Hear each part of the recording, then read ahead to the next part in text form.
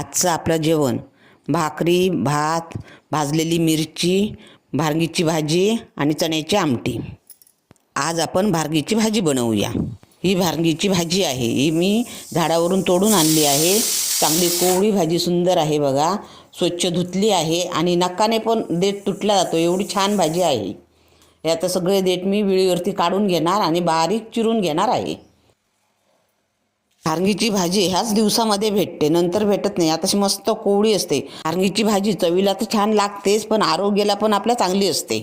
भारगीची भाजी आवडल्यास व्हिडिओला लाईक करा, शेअर करा आणि चॅनलला सबस्क्राईब करायला विसरू नका। आता ही सगळी भाजी बारीक चिरून झालेली आहे। या टोपामध्ये मी आता हे उकडत ठेवणार आहे आणि सगळं पाणी मी गाळून काढून टाकणार आहे। ती उकडून टाकल्यामुळे त्याच्यामध्ये जो आडूकपणा, तुरटपणा असतो तो कमी होतो आणि भाजी चवीला छान लागते।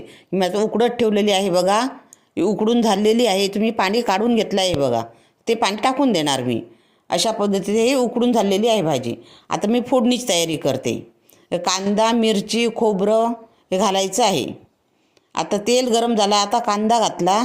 कांदा चांगला लालसर होईपर्यंत भाजून घ्यायचा तेलामध्ये अशा प्रकारे। आता मिरची घालायची चवीप्रमाणे, कांदा भरपूर घालायचा जरा। आणि ही चण्याची डाळ आहे, चण्याची डाळ मी 2-3 तास आधी भिजत घातली होती। आता मीठ घातलं आणि उकडलेली भाजी आपण फोडणीमध्ये घालून घेऊया। भाजी सगळी घालून झाल्याच्या नंतर 2 मिनटं चांगली सगळी मिक्स करून घ्यायची आहे आणि ती झाकून ठेवायची बारीक गॅसवरती परत 7 ते 8 मिनटं आणि अधूनमधून परत परतत राहायची। आता 7 ते 8 मिनटं झालेली आहेत। मी आता भाजीमध्ये किसलेलं ओलं खोबरं घालते आणि परत भाजी मी अशी 2 मिनटं परतून घेते। आपली भाजी आता तयार झालेली आहे। संपूर्ण व्हिडिओ बघितल्याबद्दल धन्यवाद।